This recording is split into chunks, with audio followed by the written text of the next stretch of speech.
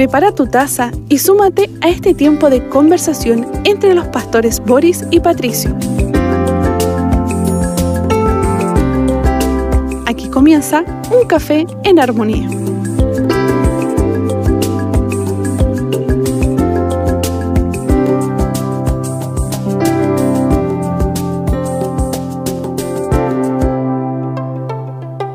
Les saludamos en el amor del Señor. Qué hermoso poder compartir con todos ustedes Un Café en Armonía, este programa para compartir, reflexionar sobre la palabra del Señor. Y estamos caminando en el libro de los Salmos. Así que bienvenidos y por supuesto también estamos junto al pastor Patricio Curinao. ¿Cómo estás, amado pastor? Gusto poder saludarte nuevamente. Aquí hemos preparado la taza para poder compartir este bello momento. Un nuevo salmo, ¿cierto?, para edificación del cuerpo de Cristo. Así es, Un Café en Armonía que hoy día queremos compartirlo. Estamos en el Salmo 54. Hemos ido avanzando, caminando por esta bendita palabra del Señor. Salmos todos hermosos, algunos más fuerte el café y otros más suavecito, pero otros más dulces, otros más desafiantes, ¿no? Así que hoy día también queremos compartir este salmo. ¿Sí puedes darle lectura, pastor? Sí, lo hacemos en el nombre de nuestro Señor Jesucristo. Oración pidiendo ayuda divina, dice el título de este salmo, para el director del coro con instrumentos de cuerda, más que el de David, cuando los cifeos vinieron y dijeron a Saúl, ¿no está David escondido entre nosotros? Verso 1. Sálvame, oh Dios, por tu nombre, y hazme justicia con tu poder. Escucha mi oración, oh Dios, presta oído a las palabras de mi boca, porque extraños se han levantado contra mí, y hombres violentos buscan mi vida, no han puesto a Dios delante de sí. Selah. Pero Dios es el que me ayuda, el Señor es que sostiene mi alma. Él devolverá el mal a mis enemigos, destrúyelos por tu fidelidad. Voluntariamente te sacrificaré a ti, alabaré tu nombre, oh Señor, porque es bueno, porque Él me ha librado de toda angustia, y mis ojos han visto a mis enemigos derrotados. Una palabra que nos debe hacer reflexionar en este día, una palabra del Señor, este Salmo 54, que nos habla acerca de traición, que nos habla acerca de persecución y que nos habla acerca de esperar en el Señor. Aparece aquí los cifeos, ¿eh? Antes de comenzar en la previa, ¿no? Da a conocer cuando vinieron los cifeos y le dijeron a Saúl dónde estaba David. Estamos en el tiempo de cuando Saúl andaba buscando para matar a David. Los celos de los triunfos y de que le iba a quitar el reino lo consumían a Saúl y lo andaba buscando y costaba encontrarlo.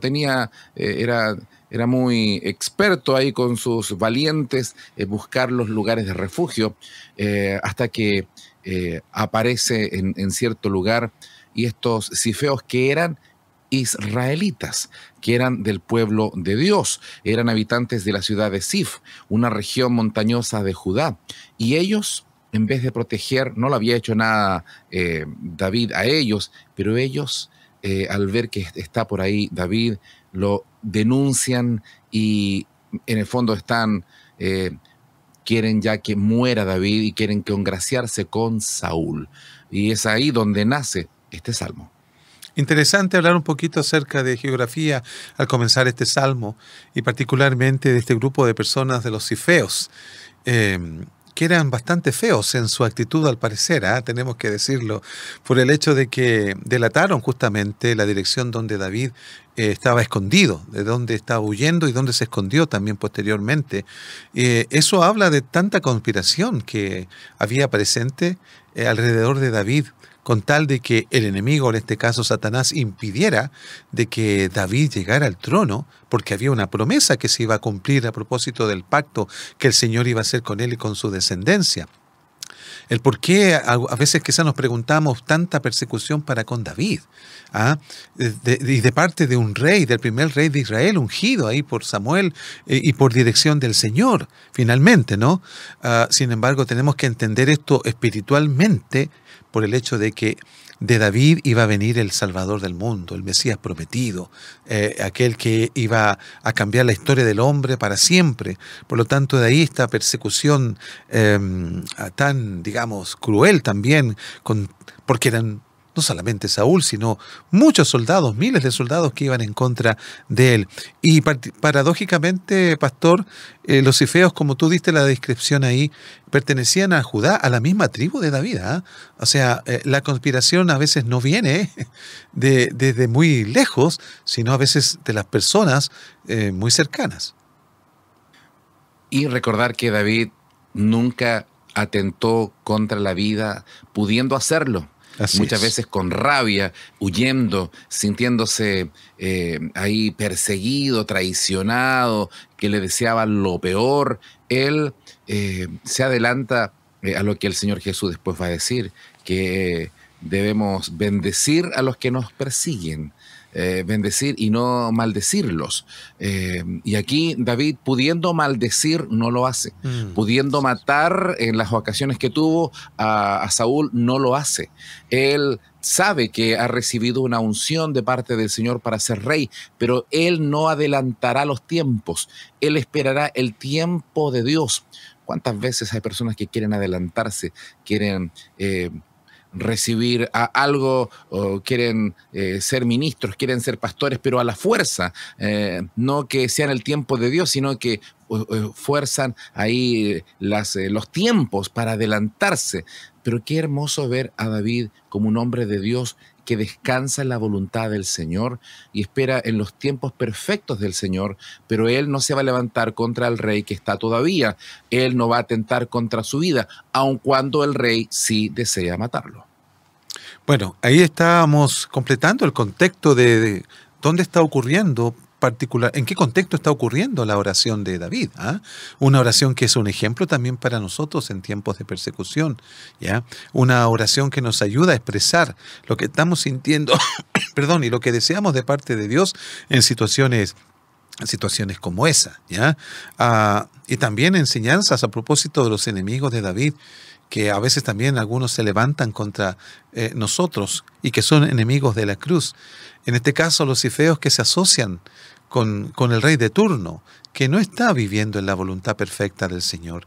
O un llamado también a tener cuidado de con qué nos asociamos en ciertos momentos. No precisamente los que a veces tienen el poder son los que tienen la razón. Y hay que tener cuidado, hay que ser humildes para ver, porque a veces los humildes, y bien digo, los humildes delante del Señor siempre estarán en la actitud correcta. Por eso el apóstol Pedro decía, humillaos bajo la poderosa mano del Señor, para que Él os exalte cuando fuere tiempo. El llamado de la palabra del Señor es a asociarnos con los humildes y a tener cuidado de asociarnos con aquellos que tienen el poder, que no siempre tienen la razón. Vamos al verso 1, estamos en el Salmo 54, para quienes se están uniendo, añadiendo hasta ahora la sintonía de armonía, en este café que estamos compartiendo, café en armonía, compartiendo la palabra del Señor. Salmo 54, verso 1. Sálvame, oh Dios, por tu nombre, y hazme justicia con tu poder. En otra versión dice, defiéndeme con tu poder. Qué hermoso es poder leer este salmo de David. Qué hermoso es poder masticarlo, meditarlo, rumiarlo, porque David era un experto guerrero. A esa altura, cuando lo están persiguiendo, él ya ha sido condecorado como el gran guerrero que ha vencido gigantes, que ha hecho huir ejércitos. Es un hombre con un historial tremendo en cuanto a las armas, y él pudiendo organizar para matar a los soldados y al mismo Saúl, él toma otra postura frente a estos hechos. Él, pudiendo defenderse solo con las armas y las estrategias que Dios le ha dado como guerrero, él ahora toma una actitud defensiva. No va a atacar, sino que va a huir. Va a huir.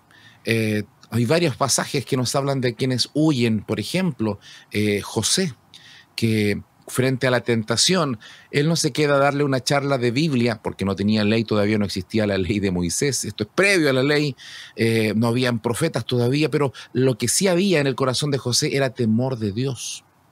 Y él, en vez de dar una larga charla, él prefiere huir de la tentación.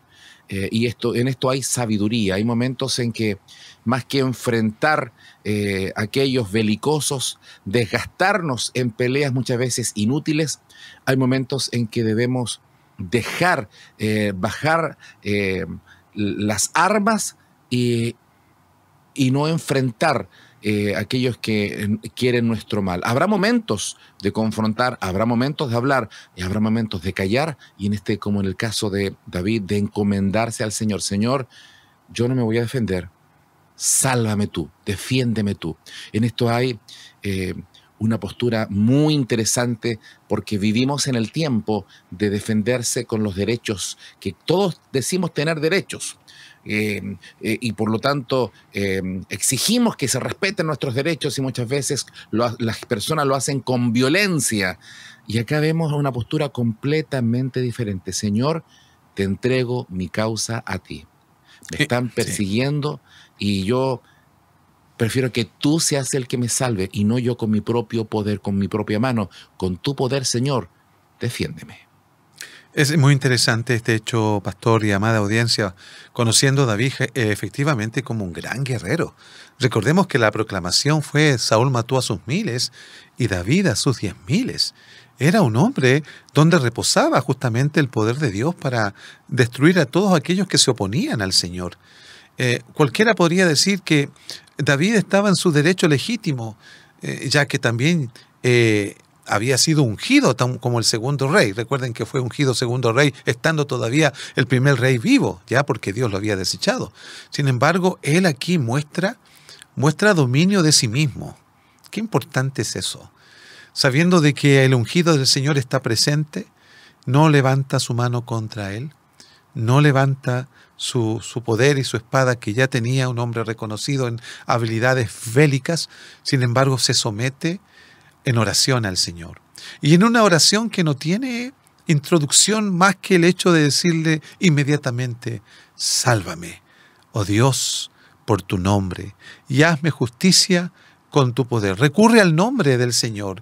Cuando vemos en los Salmos la palabra tu nombre, en este caso con mayúscula, ya está hablando acerca de todos los atributos que el Señor tiene: su justicia, su misericordia, su fortaleza, su consuelo, su ayuda. Apela justamente al decir por tu nombre a todo lo que Dios es, y ha prometido en su palabra a fin de ayudar, a fin de librar, a fin de salvar, como dice el texto, a David de una situación de conspiración donde hay personas que ni siquiera conoce en esencia, pero que se han levantado contra él y contra su causa.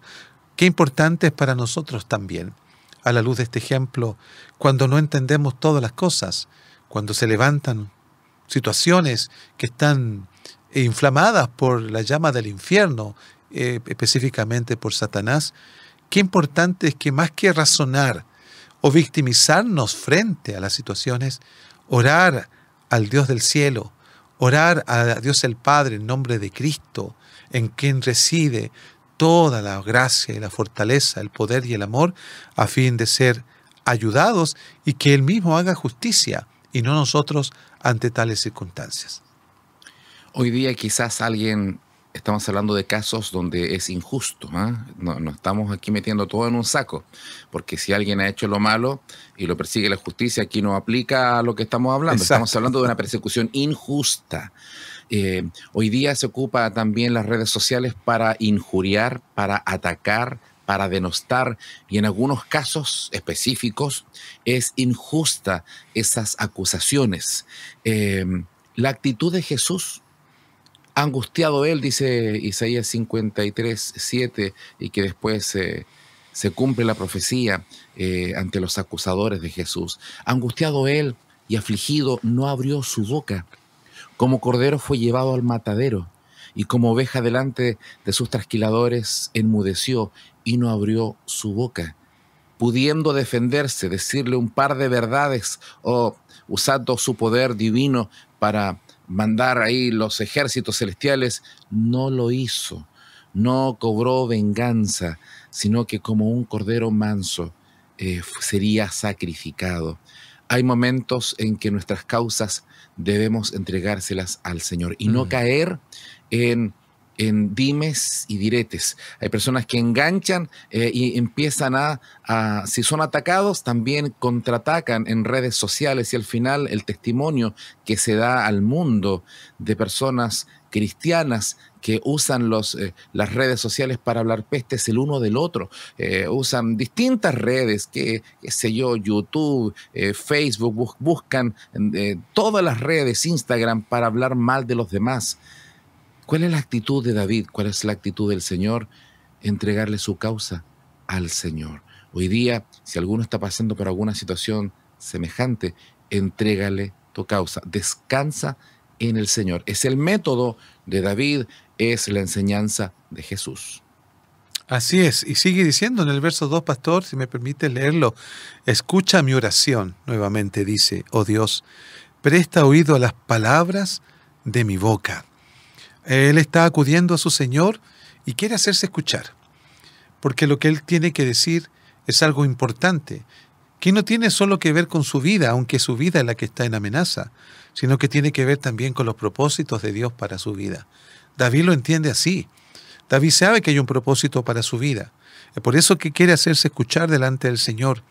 Y hace énfasis en que Dios ponga atención, que preste su oído. Y bueno, encontramos en los mismos salmos que Dios es un Dios que escucha.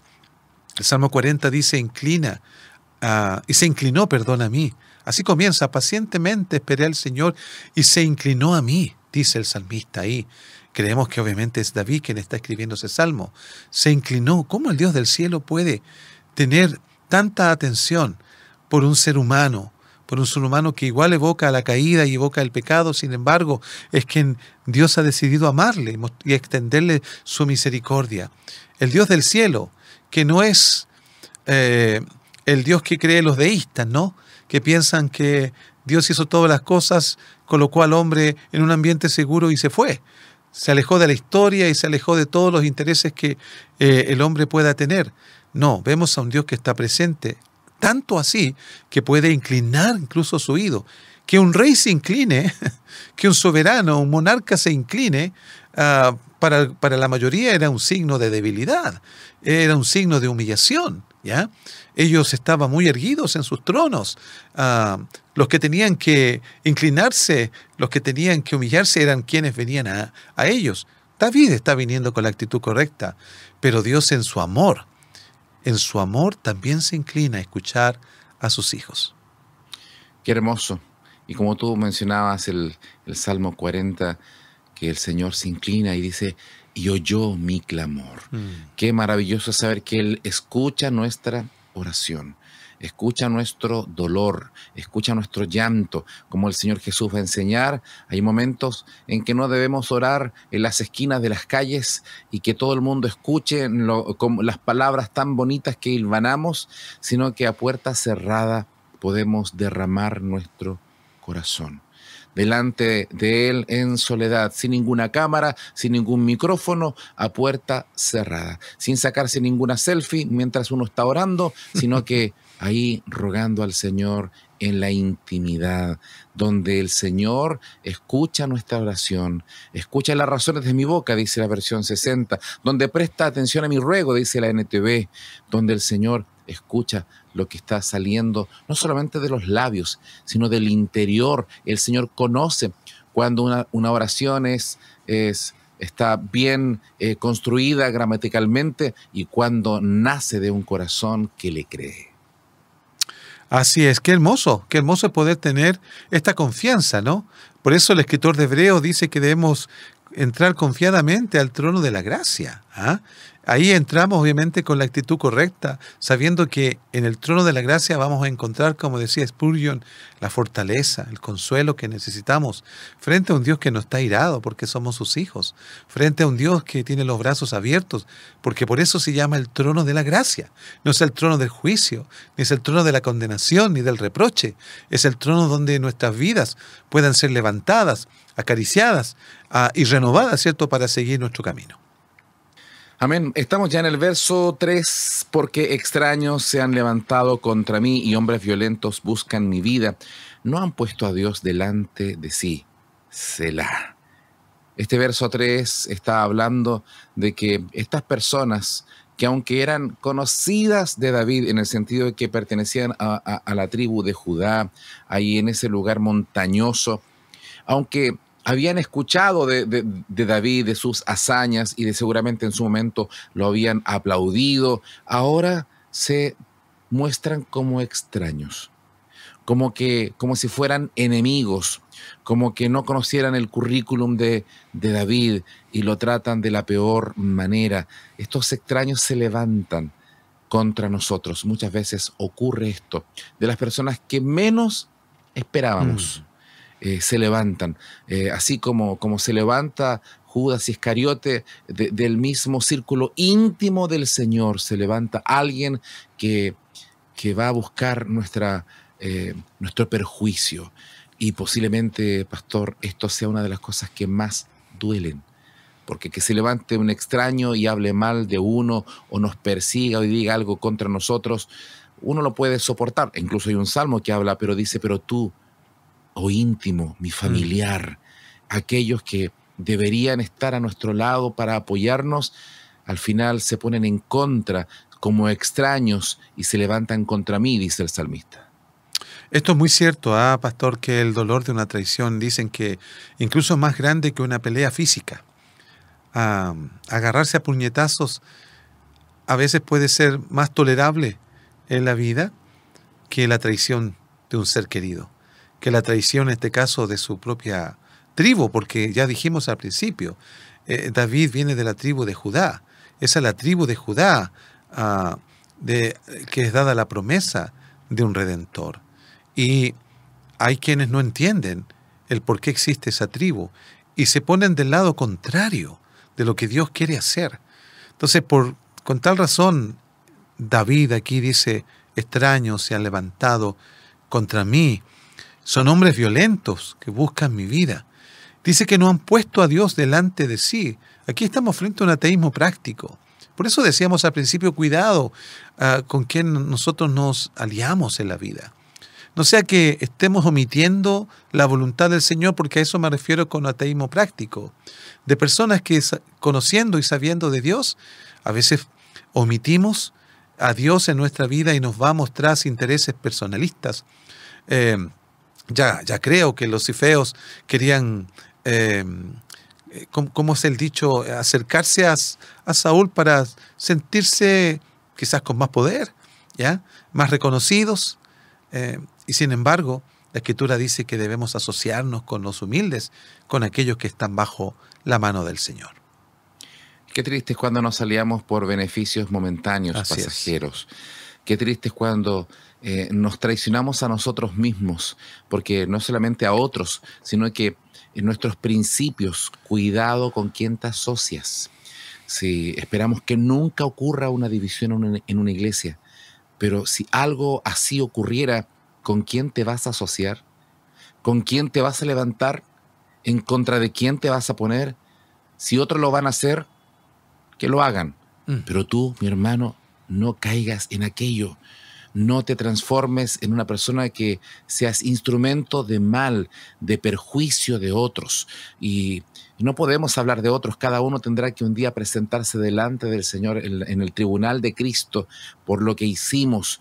Dios quiera que nosotros no seamos de esta gente extraña, traicionera, que busca beneficios momentáneos, sino que podamos ser personas íntegras, que podamos ser veraces, que podamos ponernos en el lado correcto, y no porque mi amigo, porque mi cercano está en esa posición, entonces yo lo voy a apoyar, porque mi familia yo lo voy a apoyar, porque si aquellos que tanto amamos están en lo incorrecto, tenemos que ser íntegros y también expresar lo que es bueno, lo que es malo y no lo que nos conviene por el momento. De hecho, lo expresa, no han puesto a Dios delante de sí, es decir, han dejado el temor de Dios para buscar su propio beneficio.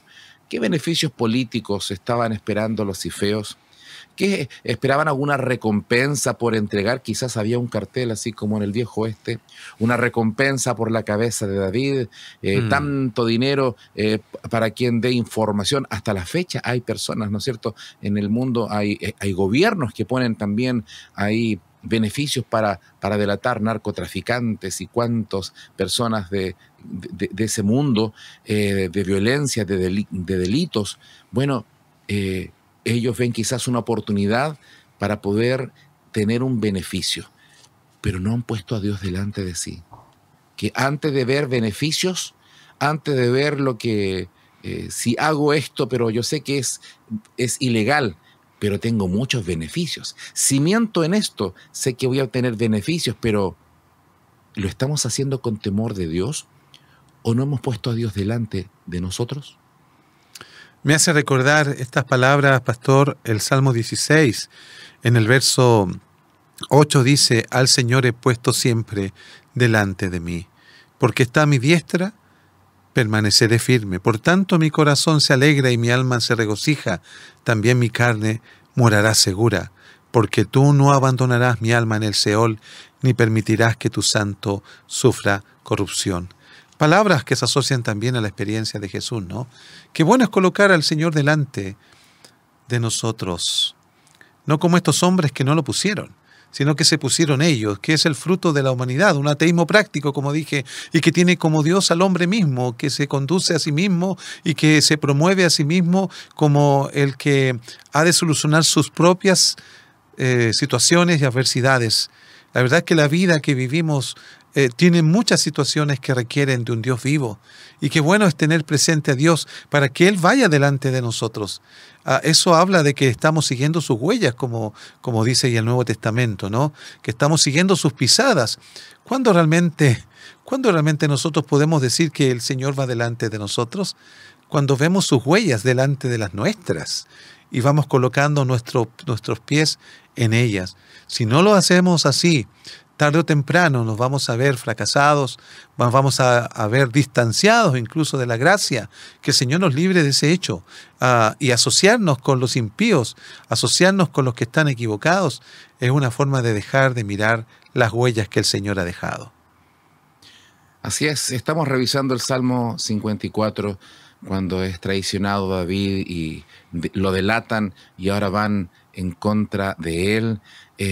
Y el verso 3 termina con un interludio, termina con una pausa, termina con un Selah.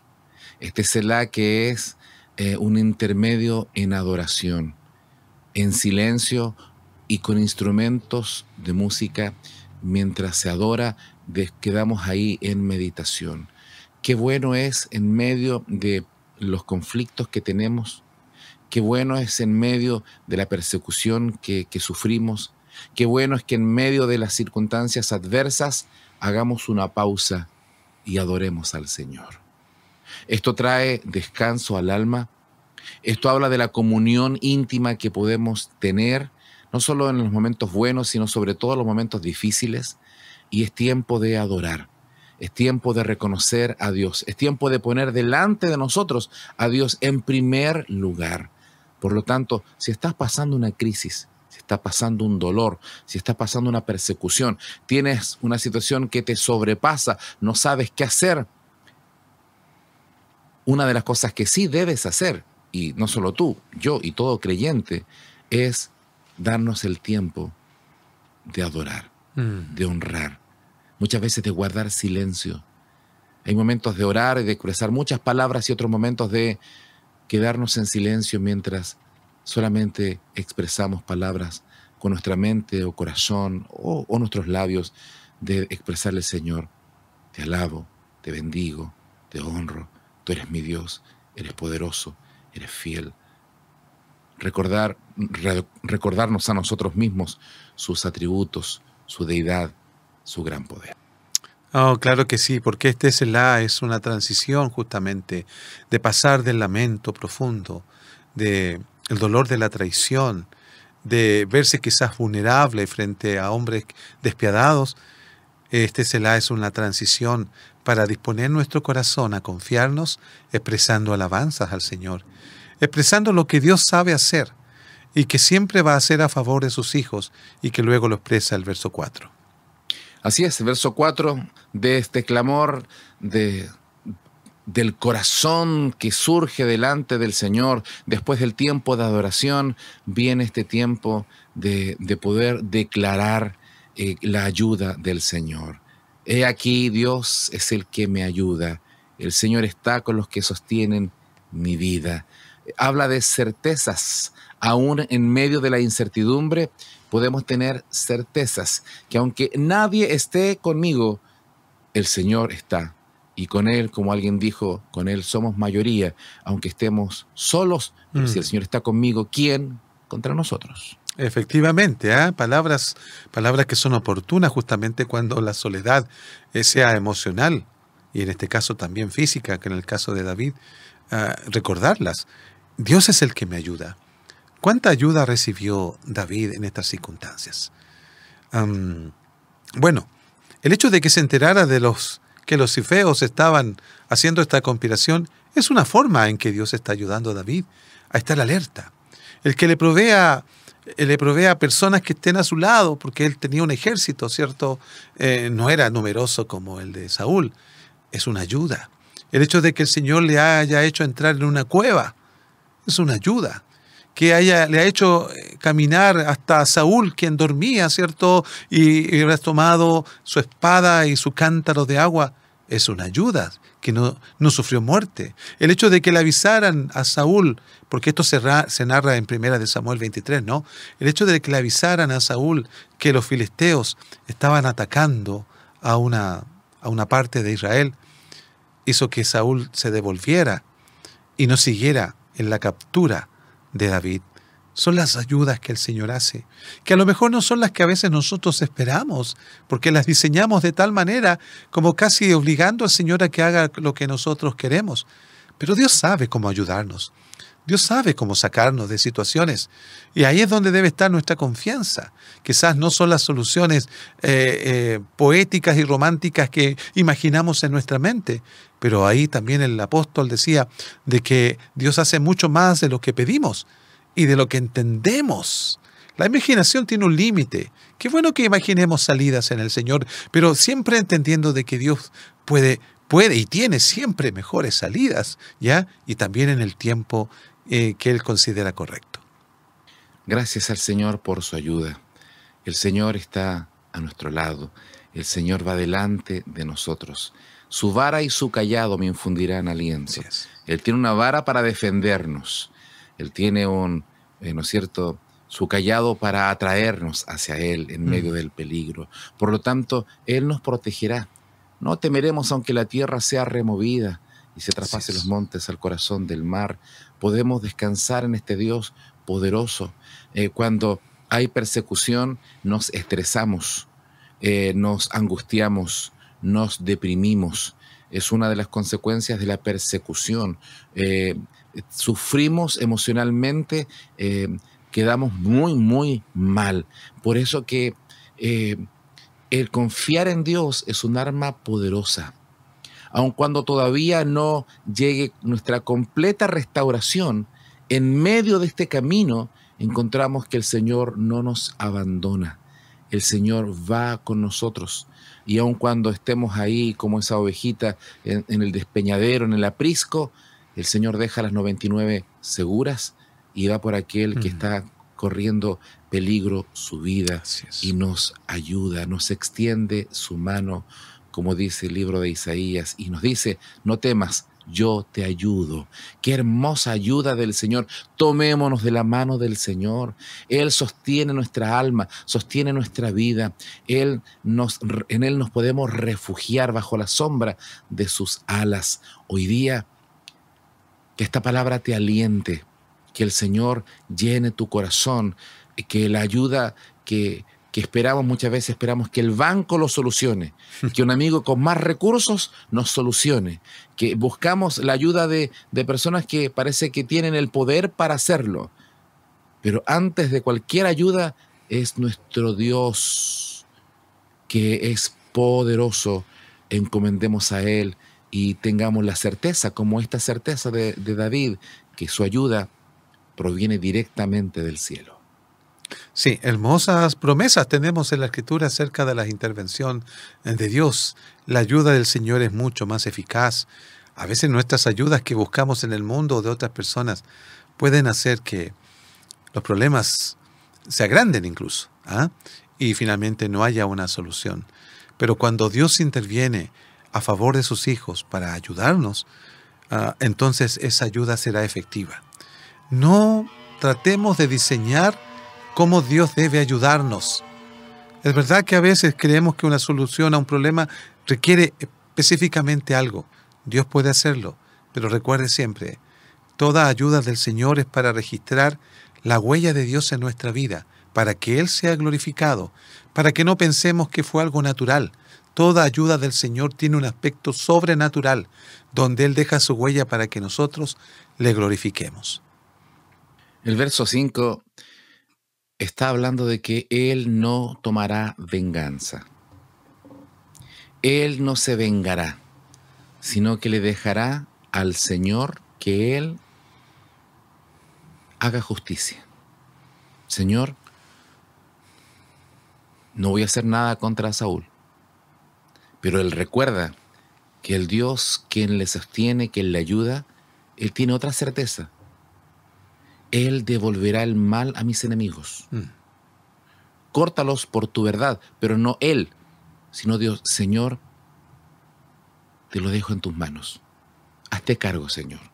Yo no levantaré mi mano contra el ungido. No lo haré. Pudiendo hacerlo, no lo haré. Señor, tú eres poderoso, tú luchas mis batallas. Él devolverá el mal. Que los planes malvados de mis enemigos se tornen en su contra. Que las trampas que hacen contra mí se devuelvan, como en el caso de Amán con Mardoqueo, que cuando tramaba lo peor para su enemigo, al final él cayó en su propia trampa. Esto nos habla de muchas veces el método de Dios y no nuestro método, que cuando empezamos a vengarnos, nuestro corazón se envenena. Quizás originalmente teníamos la razón, quizás teníamos, nuestra causa era justa, hasta que se apoderó de nosotros la venganza y al final terminamos peor que nuestros propios enemigos. Oh, qué importante es tener estos principios y mandamientos siempre presentes frente a la injusticia propiamente tal. Mía es la venganza, decía Pablo, ¿no? Recordaba un texto del Antiguo Testamento: mía es la venganza, yo pagaré, dice el Señor. El creyente frente a la injusticia debe dar un paso al costado, esperando que sea Dios el que resuelva aquello. Si es una injusticia, bueno, Dios le mostrará a los tales que han cometido un gran error. Es importante que estamos frente a una oración. El versículo 5 dice que Él va a devolver el mal a los enemigos de David. ¿Quién lo va a devolver? El Señor. Porque a nosotros se nos pasa la mano o caemos en el mismo error que motivó la injusticia de otros en contra de nosotros. Dios guarde nuestro corazón de tener un corazón bélico, de tener una actitud violenta, porque muchas de las cosas se resuelven así en esta vida, ¿no? Dios tiene otra manera de resolverlas, sin duda. Y de todas maneras, aunque Dios va a hacer justicia y va a procurar que el mal que han hecho contra David lo vivan ellos, no porque necesariamente Dios lo está provocando, porque ya que ellos sembraron de esta manera, van a cosechar justamente el mismo mal, o peor aún todavía. Es una oración: destrúyelos por tu fidelidad, dice. Aquí vemos que es más intencional David, pero de acuerdo a la frase anterior, Él devolverá el mal a mis enemigos, está hablando de que Dios va a proceder. Y proceda Dios, proceda el Señor. Es una oración legítima, ¿no? Frente a la injusticia. Procede, Señor, en estas circunstancias que hacen que los hombres vengan en contra mía. Tu misericordia es grande y también tu justicia. Por lo tanto, proceda usted, Señor. Y ya estamos finalizando versos 6 y 7. Ya vimos el clamor de David. Vimos la ayuda que recibe de parte de Dios. Y termina versos 6 y versos 7 con agradecimiento, con alabanza a su Señor. Termina honrando al Señor porque dice, voluntariamente sacrificaré a ti. Alabaré tu nombre, oh Señor, porque es bueno. Está hablando de presentar sacrificios. Y el mejor sacrificio es un corazón contrito y humillado. No el acto mecánico de hacer las cosas, de ir a un culto. Ya fui al culto, como que ya lo hice. Ya entregué una ofrenda, ya diezmé, como un trámite. Como que tenía que ser un trámite, ya lo hice. No, cuidado. Esto tiene que ser muy meditado. Debe ser muy consagrado. Señor, voy a dar mi mejor adoración. Voy a dar mi mejor agradecimiento. Lo haré no porque me lo diga el pastor, no porque lo escuché en la radio, no porque alguien me obligó a hacerlo. Voluntariamente. Nace del corazón. Señor, yo voy a sacrificar. ¿Qué cosas sacrificamos? Hoy día entendemos que el mayor sacrificio ya fue hecho. Es Cristo quien dio su vida por nosotros. Ya no hay más animales para sacrificar, ya no hay más corderos ni bueyes engordados para sacrificarlos y degollarlos y quemarlos, sino que ahora es nuestra propia vida, dice Romano, dice el apóstol Pablo, que ahora nosotros somos un sacrificio vivo. ¿Qué sacrificamos entonces? Nuestra propia vida. No para causarnos daño, no para matarnos a nosotros, no lastimarnos, sino para que mi vida ahora esté consagrada al Señor. No una parte, no un domingo, toda mi vida. Todo un sacrificio meditado, pensado, inteligente, racional, consagración completa. Sacrificaré a ti voluntariamente. Alabaré, oh Señor, tu nombre, porque eres bueno. Así es. Voluntariamente dice alabaré tu nombre. Al principio del Salmo comienza, sálvame, oh Dios, por tu nombre. Ahora el nombre del Señor es puesto en los labios de David, el salmista, para bendecir, para alabar, para glorificar, para mostrarse voluntariamente, para ofrecer sacrificio de alabanza, fruto de labios que confiesen su nombre. Qué hermoso cuando hay un corazón dispuesto. El mismo David decía en el Salmo 108, ¿no? Dispuesto está mi corazón. Cantaré y entonaré salmos. Decía, esta es mi gloria. O sea, la gloria del rey no es la corona. La gloria del rey no es el cetro, no es su trono, no es los súbditos. La gloria del rey es poder alabarle, glorificarle. Eso debiera ser también en nosotros al ser y al vernos salvados por medio de Cristo y en medio de circunstancias injustas, pasar de la oración que Dios escucha y atiende a una alabanza que Dios también atiende, ¿cierto? Porque dice que es bueno alabar al Señor. Es bueno, después de haber derramado nuestro corazón, expresar lo que Dios es en alabanza.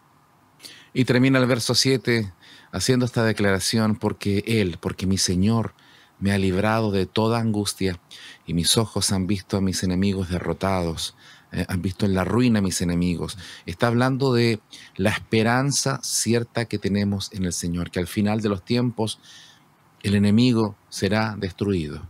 Sabemos que ya el enemigo, Satanás, ya está vencido. Cristo lo venció. En la cruz venció, dice el libro de Colosenses. Ya tenemos a nuestro máximo enemigo derrotado, pero muchas veces nuestro peor enemigo somos nosotros mismos. Nuestra carne que quiere seguir pecando, deleitándose en lo que es incorrecto, en el pecado. Y tenemos que, este enemigo interno también tiene que caer y tenemos que morir a nuestra vieja vida para que puedan hacer un nuevo hombre, una nueva mujer para la gloria del Señor. Señor, tú me has librado. Tengo la certeza de que eres tú quien me ha librado. No ha sido la circunstancia, no fue la buena suerte, no fue hoy justo me ha ido bien. Es el Señor que nos ha favorecido y el Señor se encarga de nuestros enemigos. Por lo tanto, podemos tener paz, gozo, descanso y solamente alabanza a nuestro Señor. Oh, maravilloso, ¿no? Celebrar la victoria, celebrar la liberación que David experimentó, porque la historia de David no termina en una cueva, no termina bajo la conspiración de los cifeos, no termina bajo la espada de Saúl. La vida de David termina lleno de días, dice la Escritura, dando a entender que vivió, disfrutó la presencia del Señor y hasta el final de sus días él pudo finalmente descansar estando en la voluntad del Señor.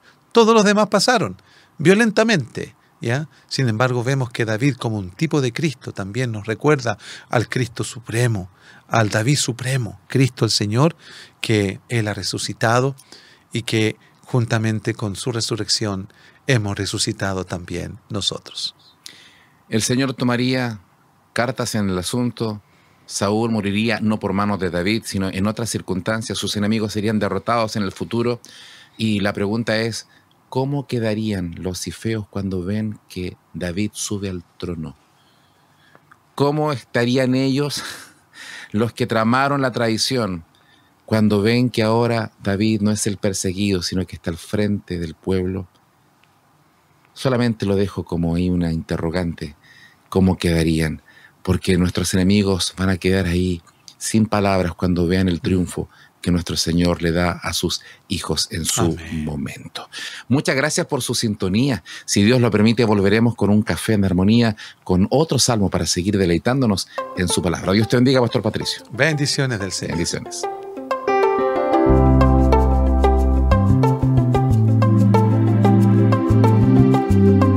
¿Quieres volverlo a escuchar? Encuentra Un Café en Armonía en Spotify, Apple Podcasts y armonía.cl. Cada semana un nuevo episodio.